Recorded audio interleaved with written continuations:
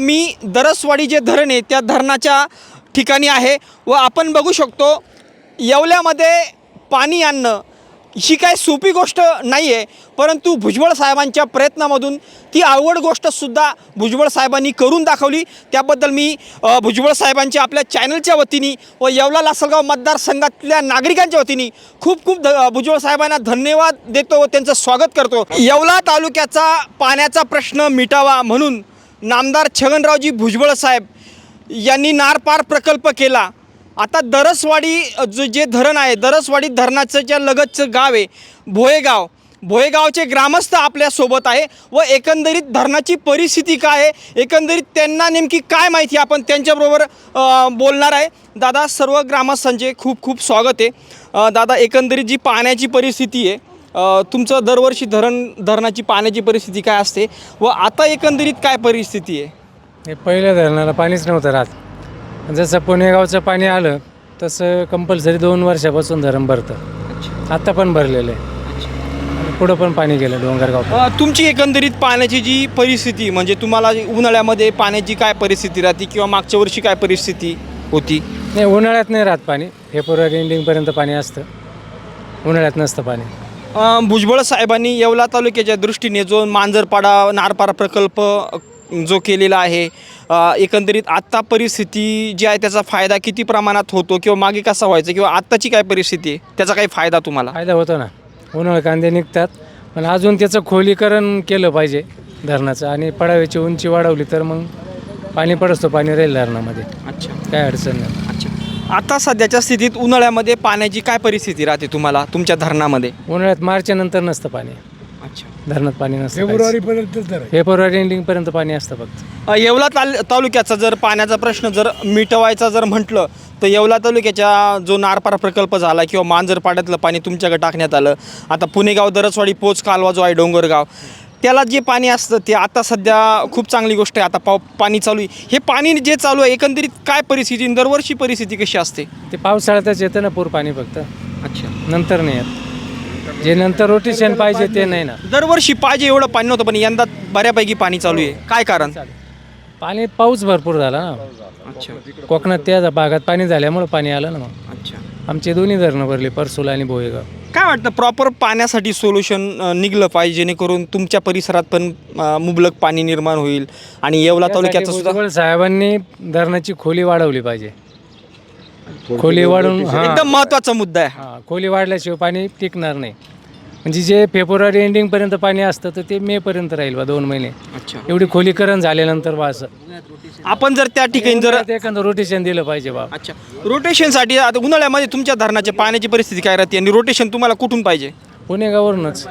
या धरणात पाणी नसतं ना उन्हाळ्यात, दरसवाडी धरणात पाणी नसतं आणि पुणेगाव खडकवाजरपर्यंत पाणी येतं रोटेशन, अच्छा, आमच्याकडं नाही येत। तुमच्याकडे पाणी न येण्याचं काय कारण किंवा काय त्या धरणाची काय परिस्थिती आहे आणि काय व्हायला पाहिजे? ते धरण छोटं आहे ना पुणेगावचं, ते पण मांजरपाडा पण मोठा केला पाहिजे। मांजरपाडा 2 केल्याशिवाय पर्याय नाही। ते जर पाणी उन्हाळ्यात घ्यायचं असलं तर जो मांजरपाडा 2 प्रकल्प आहे ना तो व्हायचा, तो पूर्ण करावा लागेल। त्याचं पाणी तिला स्टॉक करावं लागेल मांजरपाडा 2 मध्ये। अच्छा, आणि मग ते पाणी रोटेशन उन्हाळ्यात येईल। बाबांना बरीचशी माहिती दिसते। आता मी स्वतः पण नारपार प्रकल्प बघितला, पारचं काम झालेलं आहे पण नारचं राहिलेलं आहे। फक्त पावसाळ्याचं पाणी येतं।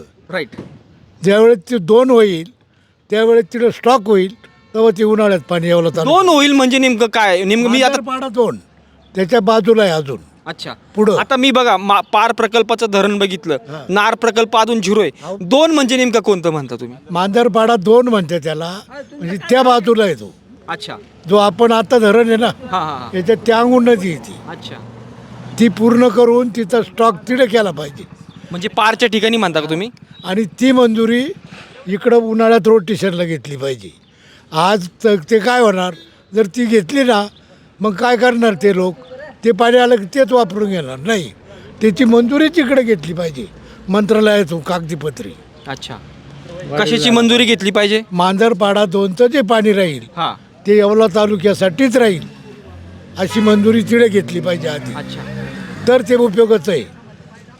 नाहीतर मग पुणेगाव रिकामं होईल राहील, ते सोडलं का चाललं पुणेगाव, त्याने लढवलं मोटरी। हे झाले मोकळे. बाबा आजची जी परिस्थिती आहे पुणे गाव असेल किंवा तुमचं दरसवाडी असेल एकंदरीत काय परिस्थिती आहे बरं पाण्याची पाण्याची परिस्थिती आज काही नाही. आज रोजी? आज काही नाही. काही किती घेते एक 1.5 असं काहीतरी एमशेफ्टीचं धरण येते. ते काही एवढं मोठं आहे का? खोली नाही, छोटं आहे जरा. छोटं धरण आहे ते. त्याच्यातून पुणे तिकडं पाणी जाणार नाही. तुम्हाला मांजरपाडा दोनच ते करून तिथला स्टॉक त्याची कायदेशीर मंजुरी घ्यावा पाहिजे मंत्रालयात. का हे जे पाणी हे येवल्यासाठी उन्हाळ्यात राहील. अच्छा लिखित- आता लिखित काही नाही. येवल्याचा जो प्रश्न आहे काका आता जर आज रोजी जे काम झाले आता सध्याच्या स्थितीत काम काही चालू नाही आहे. आज रोजी जे काम झाले आज रोजी जर विचार केला तर येवल्याला जर एखादं रोटेशन द्यायचं जर ठरलं तर शक्य आहे का ते? त्याला पाणी नाही ना इकडं. हे धरण एवढं मोठं नाही ना. फेब्रुवारी हेच मोकळं होतं तर त्याला कुठून द्यायचं? तिकडे मांजरपाड्याचं पार पण त्यावेळेस तिकडे मोकळंच असतं. नाही पुढे मी बघितलं पारचं एकदम झिरो असतं तिकडं. फार किती केव्हा पाय एकदम छोटं आहे ते. तिथं ते स्टॉक केला पाहिजे दादा या ना. उन्हाळ्यात म्हणजे पावसाळ्यात तिने स्टॉक केला पाहिजे. अच्छा अच्छा आणि तो फक्त मांजरपाडा दोनलाच होऊ शकतो. अच्छा पार म्हणजे एकदम छोटे वसंत बाजार एवढा आहे पार. अच्छा ते जेवढं पडत ना तेवढं इकडे येतं बघ. अजून कोण आहे दादा या ना तुम्ही 2 मिनटं. काय वाटतं तुमचं जे धरण आहे आता हे जे दरसवाडीचं जे धरण आहे तुमचं भोयगाव आहे तुमच्या भोयगावचा पण बरीचशी जमीन त्याच्यामध्ये काय वाटतं पाण्याचा प्रश्न मिटला पाहिजे. आता येवल्याला पण आता पाणी चाललेलं आहे तुमच्या परिसरामधलं जी पाण्याची जी परिस्थिती आहे कशी पोझिशन असते पाण्याची उन्हाळ्यामध्ये किंवा तुम्हाला तुटवडा येतो का पाण्याचा? आता कसं आहे माहिती आहे का आता जे चालू पाणी आहे ना ते साधारण महिनाभर चालणार आणि जेवढं चालू आहे ना तोपर्यंत ते पाणी खाली निघून जातो. ज्या वेळेला धार बंद होते त्या पाण्याचा साठा अगदी अल्प असतो. अच्छा आणि त्या अल्प साठ्यामध्ये इथल्या गावातला जो शिवार आहे ना तो सुद्धा पूर्ण होतं. आणि त्याच्यामध्ये जे पाईपलाईन जे झालेले आहे ना देवरगावचा लोक आहे देवरगावची पाईपलाईन आहे दरसवाडीची आहे उर्दुळची आहे भोयगावची काही जोपुळला पण तिकडं गेलेला भाग आहे. मग ते जो पाणी जे साठा तो जातो त्यामुळे काही 15 दिवस सुद्धा एका पिकाला दोन रोटी एक रोटी सुद्धा मिळत नाही अशी परिस्थिती आहे. आज रोजी येवल्यामध्ये पाणी चाललंय बऱ्यापैकी डोंगरगावमध्ये पाणी गेलंय खूप आनंदाची गोष्ट आहे. परंतु आज रोजी जेवढं जे पाणी चालत होतं तिथून मागे पाणी चालत होतं यंदा कसं काय पाणी चालतंय नेमकं? नाही आता कसं आहे पाऊस ह्या वेळेला भरपूर झाला आहे वरच्या भागामध्ये पाऊस झाला आणि त्या पाऊस झाल्यामुळे आहे ना जे ओव्हरफ्लोचं जे पाणी येतं आहे जे ओव्हरफ्लोचं पाणी जे येतं आहे ना ते पाणी आता चालू आहे. आणि तर जोपर्यंत वरचं पाणी येतं तोपर्यंत आम्हाला काही अडचण नाही.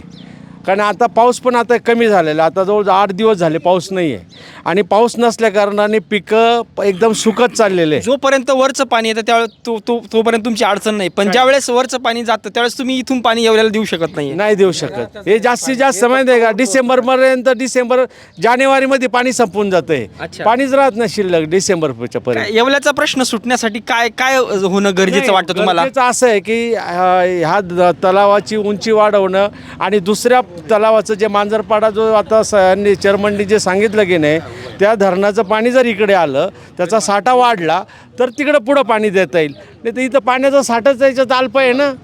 हे 1.5-2 टीएमसी पाणी काय पुरणार आहे ते प्यायला बी नाही पुरत. पुणेगावचं बाबा पुणेगावची काय परिस्थिती ते पुणेगावचं किती मोठं धरण आहे आणि त्याचा फायदा यांना किती होणार? पुणेगावचं धरण जे आहे ना ते पाणी विभागून जायले तिथल्या लोकांना किंवा इथपर्यंत ते रोटेशन त्याच्यातून त्या धरणाचा 1% फायदा नाही फक्त ओव्हरफ्लोचंच पाणी येतं. हां आणि आमच्यासाठी ना तिथं मोठं धरण पाहिजे म्हणजे पाणी जरी बंद झालं तिथलं येणारं पुराचं त्याच्यानंतर त्या धरणाच्या साठ्यानं पाणी 2 ते 3 महिने पाणी चाललं पाहिजे. मग आमच्यापासून पुढं नांदगावपर्यंत पाणी जाऊ शकतं म्हणजे येवल्यापर्यंत पाणी जाऊ शकतं. आणि हे जे आज जे पाणी येतं तुम्ही दादा एक शब्द भोयगावचा काय विषय बोलता तुम्ही? भोयगावचा विषय असा आहे चोरदरी धरण जे म्हणलं जातं ते आमचं भोयगावचा सगळा शिवार पुरा भोयगावचा आहे. अच्छा त्याच्यामध्ये जमीन आमची गेलेली आहे उत्तरे आमचे निघता बरोबर आहे. त्याला धरणाचं नाव काय दिलेलं आहे चोरदडी. अच्छा मेन धरण ते कुठलं आहे भोयगावचं. अच्छा पण आम्हाला 99% फायदा झालेला आहे पुणेगावच्या धरणाचा. अच्छा आज पाऊस खूप कमी धरणात होता पूर कधी गेला नाही बरोबर आहे. आणि ते पूर्ण गेल्यामुळं धरण कुठल्या धरण भरलं पुणेगावच्या धरणानं. आज आमचं पुणेगावच्या धरणाची पाणी पडल्यामुळं. आणि 99% असं आहे का भोयगावचं धरण भरणार पुणेगावचं धरण मांजरपाटाचं धरण आहे ना त्या गोष्टीनं होणार आहे. नाही का यांचं काय का नाही विषय झाला त्यांचा 2 मिनिट. काय वाटतं पाणी प्रश्न मिटावा यासाठी काय होणं गरजेचं वाटतं जेणेकरून येवला परिसरात तुम्ही पाणी देऊ शकता? येवला परिसरात पाणी देण्यासाठी ना एक तर आमचं धरण मोठं झालं पाहिजे किंवा पुणेगाव साईडला मोठं धरण झालं पाहिजे किंवा आमच्यापासून पुढं मोठं धरण झालं पाहिजे. या धरणावर आणि पुणेगावच्या धरणावर तर कुठलाच प्रश्न सुटत नाही. पण आज रोजी काम शून्य आहे. इथून मागे जे काम झालंय पण आज रोजी काम म्हणजे नाहीये. हां. तर आज रोजी पाणी येवल्यात जाऊ शकतं का? नाही, आज फक्त ओव्हरफ्लोचं पाणी जाऊ शकतं. एकदा पाणी जर बंद झालं धरणात येणं तर हेच पाणी आम्हाला पुरत नाही. हो आता जो आहे ना मेन म्हणजे मुद्दा काय माहिती आहे का, वरती पुणे गावला आहे ना धरण वाढलं पाहिजे. पुणे गावला मोठं धरण ओव्हरफ्लोचं जर पाणी असेल तरच गेलं पाहिजे. आणि आमच्या धरणामध्ये 99% पाण्याचा साठा पाहिजे. पिण्यासाठी आम्हाला पण पाण्याची गरज आहे. हो. दादा काय वाटतं तुमच्याकडं पाण्याची जी परिस्थिती आहे आज रोजी तुमचं जे धरण आहे आता येवल्या तालुक्याला जे पाणी चाललेलं आहे तुमच्याकडे एकंदरीत पाण्याची परिस्थिती कशी असते?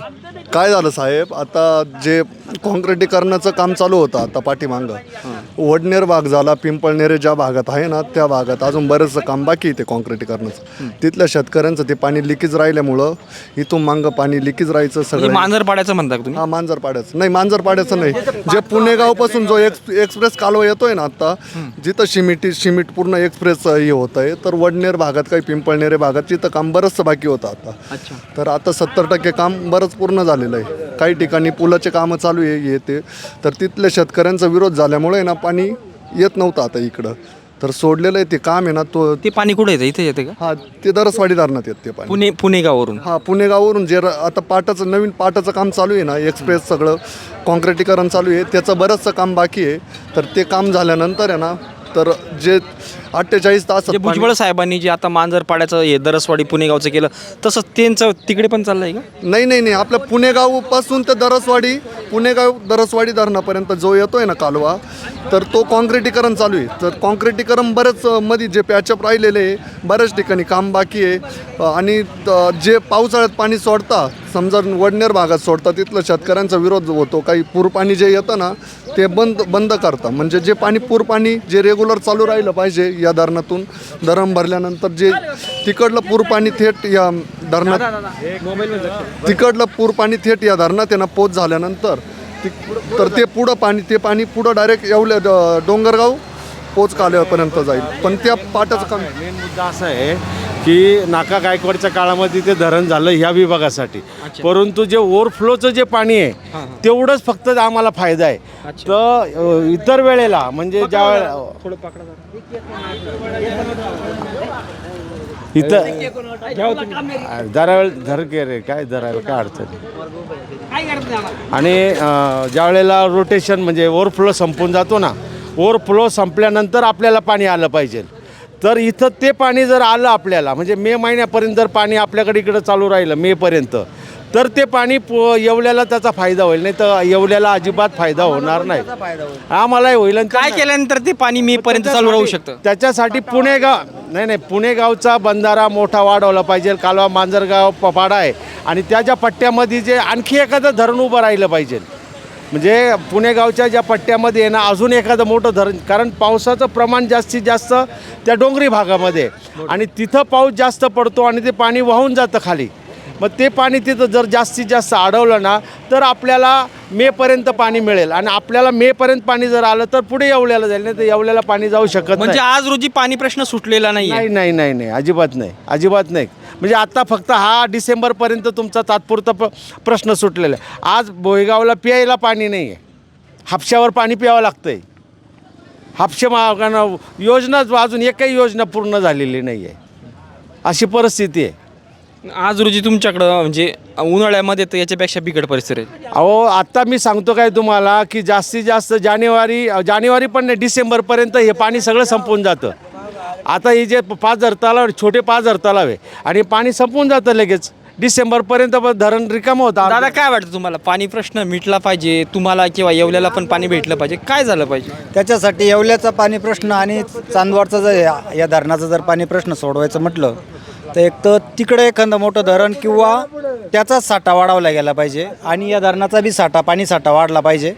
तर ते ओव्हरफ्लोचं पाणी इथं बी थांबेल आणि पुणेगावमध्ये पण थांबल. साठा वाढला पाहिजे. पुणेगावचा पण साठा वाढला पाहिजे. आज रोजी जर साठा जर वाढला नाही तर काहीच शक्य नाही. उन्हाळ्यात पाणी आलं पाहिजे ना. हे फक्त ओव्हरफ्लोचं पाणी येतं आहे ना.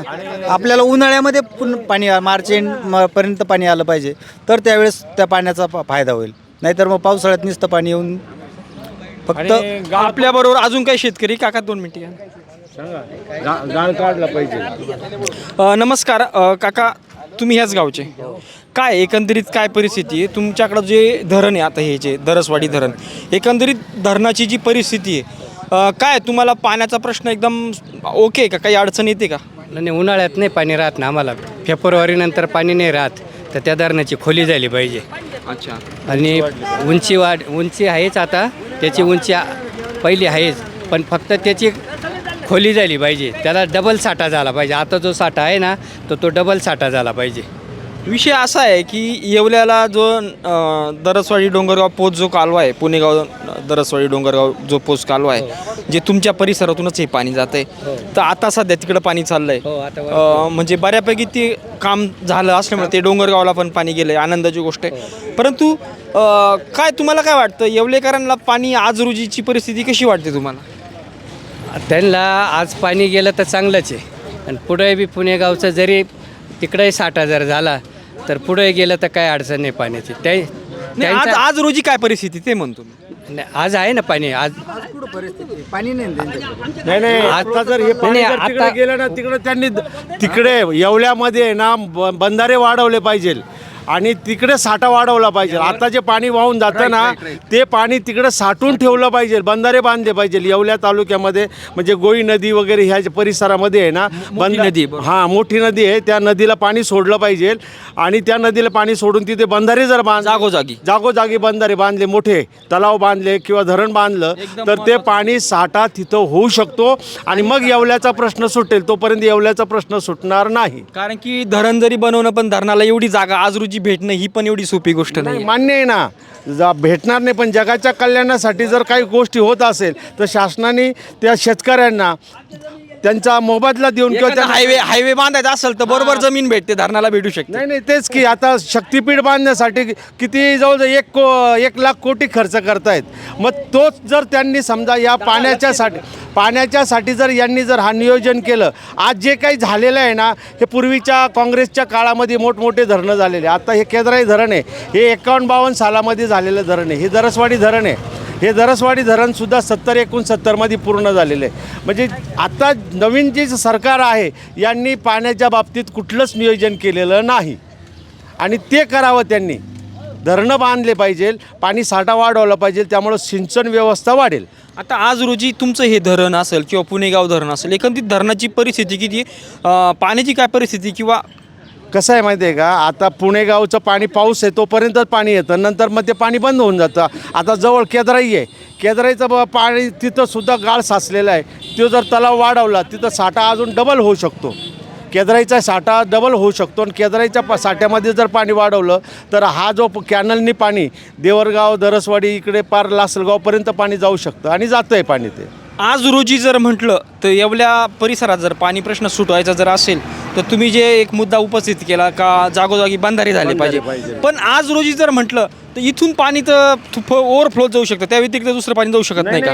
ते जाण्यासाठीच वरच्या बाजूला जिथं पाऊस जास्त पडतो ना, डोंगरी भागामध्ये जो पाऊस पडतो ना, तिथं धरणं वाढवले पाहिजे, त्यांची उंची वाढवली पाहिजे आणि मग ते पाणी आपल्याला फेब्रुवारी-मार्चपर्यंत ते रोटेशन आपल्याकडे येऊ शकतं आणि इथं आल्यानंतर हे पाणी पुढे येवल्याला जाऊ शकतं.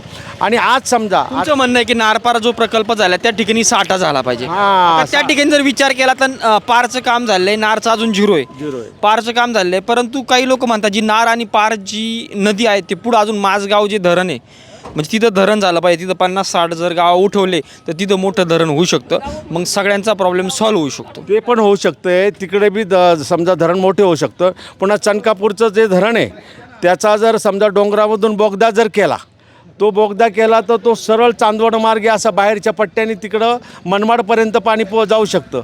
मग ते मनमाडपर्यंत जर पाणी गेलं तर मनमाडला आज जी दुष्काळ परिस्थितीने पाण्याची ती समस्या सुटू शकते. त्यासाठी चनकापूर धरणाचं पाणी जे आहे ना बोगद्यातून इकडं आणायला पाहिजे. म्हणजे गुजरातकडून ते जे पाणी जातं आहे ना पलीकडच्या भागामध्ये म्हणजे देवळा भागातून ज्या नद्या जात आहे ना मोठमोठ्या नद्या आहे त्या नद्यांचं पाणी इकडे फिरवलं मला पाहिजे. एक सांगा, आज तुम्हाला एक शेवटचा प्रश्न, आज रोजी असंच जर राहिलं हे इथून पुढं जर कामाचं काही प्रोग्रेस नाही झालं, हाय अशी जर परिस्थिती राहिली तर येवला तालुक्याला ओव्हरफ्लोच्या पाण्याच्या व्यतिरिक्त तुम्ही जे समजा आता अजून 4 महिने किंवा 2 महिन्यांनी पाणी देऊ शकत? नाही आता म्हणजे कसं आहे जास्तीत जास्त माहिती आहे का ओव्हरफ्लोचं पाणी बंद झालं की धरण बंद होऊन जातं. पाणीच जाऊ शकत नाही पुढे कारण धरणात साठाच राहत नाही ना शिल्लक काही. तो पियायला साठा राखीव ठेवावा लागतो, पुन्हा जनावरांसाठी राखीव ठेवावा लागतो आणि शेताला किती मिळतंय अल्पसा. काय खोली झाली पाहिजे धरणाची खोली तुमच्या या दरसवाडी धरणाची दरसवाडी धरणाची, मग तवा साठा तयार होईल, तेव्हा मग येवल्याला पाणी पुढं जाईल. मग येवल्याचे बंधारे जागोजागी या ओव्हरफ्लोना जसं आता दरसवाडीचा भरतो तसे येवल्याचे सुद्धा भरतील. म्हणजे त्यांचा सुद्धा फायदा होईल. काय वाटतं आज रोजी? आज रोजी जर म्हटलं तर फक्त ओव्हरफ्लोचं पाणी येतं आहे. नारपारचं तुम्ही जे बोलते 50 गावं उठवले पाहिजे, 50 म्हणजे पुढे माझघर जो प्रकल्प आहे 4-2 गावाच उठवले पाहिजे, त्यांचं एवढं नुकसान नाही झालं पाहिजे. मग 4 गावं जरी उठवलं तेच पाईपलाईननं पाणी इकडे जर आणलं पुणेगावच्या धरणात पडलं आणि इथून पुढं जे आहे तो पाट मोठा करून पुढे येवल्यात पाणी जाऊ शकतं आणि चांदवड साईट आहे ना आमचा दुसरा एक कालवा काढून तो पण जाऊ शकतो पाणी. बाबा परत आता शेवट तुमच्याकडे येतो. येवल्याचा पाणी प्रश्न मिटला पाहिजे आणि तुम्हाला पण मुबलक पाणी भेटलं पाहिजे, यासाठी काय तुम्ही सल्ला सरकारला देऊ शकता? तुमचा पण अनुभव आहे. पहिल्यांदा सांगितलं, आत्ता तेच सांगतो. येवला तालुक्याला जर तुम्हाला उन्हाळ्यात पाणी द्यायचं असलं तर मांजरपाडा 2 हा प्रकल्प करून त्याची प्रशासकीय मंजुरी आधी घेतली पाहिजे का ते पाणी येवल्यालाच राहील. नाही तर आजही अशी परिस्थिती आहे. आज फक्त ओव्हरफ्लोची परिस्थिती. नाही ओव्हरफ्लोला बी आज असं आहे ओव्हरफ्लोला तो पडल्यानंतर पाणी पुणेगाव भरवायचं, मग ओझरखेड भरवायचं.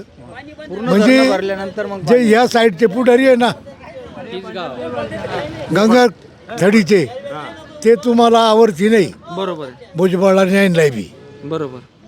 तर त्याची प्रशासकीय मंजुरी अशी घेतली पाहिजे ज्यावेळेस ते पाणी पडल तिकडून बोगद्यातून पाणी पडलं की या पाटाला पाणी सुटलं पाहिजे. त्याची निर्मिती कासाठी होईल येवला तालुक्याला पाणी मिळावं म्हणून. बरोबर. तुझ्यात मग ते पाणी पडले होते पाणी येवला तालुक्याचं आहे ना, ते धरण भरवायचं काय संबंधित ते त्याच्या कोणतं धरण भरता म्हणजे? पुणेगाव ओझरखेड भरणार तेव्हा या पाटाला पाणी सोडीच्या. तुमचं मत काय मग? ते आधीच तिकून त्या बोगद्यातून पाणी पडलं नारपारचं का हा पाट चालू झाला पाहिजे बरोबर. तर जास्त पाणी येवल्याला भेटल. राईट. म्हणजे ते भरण्यापेक्षा पहिल्यांदा ते पाणी इकडे आलं पाहिजे. ते जाऊ भरू ना, पण जे वाढवा पाणी पडत ते इकडं हा पाट चालू करून दे ना. अच्छा जे वाढवायचं त्याच्यात ते धरण नाही भरत. अच्छा.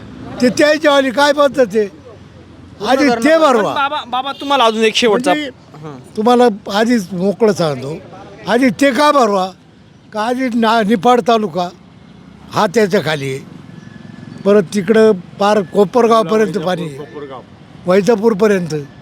म्हणजे जे दक्षिणेकडले पुढारी आहे ना ते आवर्ती नाही आहे ना. बाबा एक विषय, आता शेवटचा विषय तुम्हाला फक्त आता मी नारपार प्रकल्प बघितला, तिथं पारचं जे धरण आहे ना झालं आहे, भुजबळ साहेबांनी ते गेलं आहे, पण नारचं काम 0 आहे.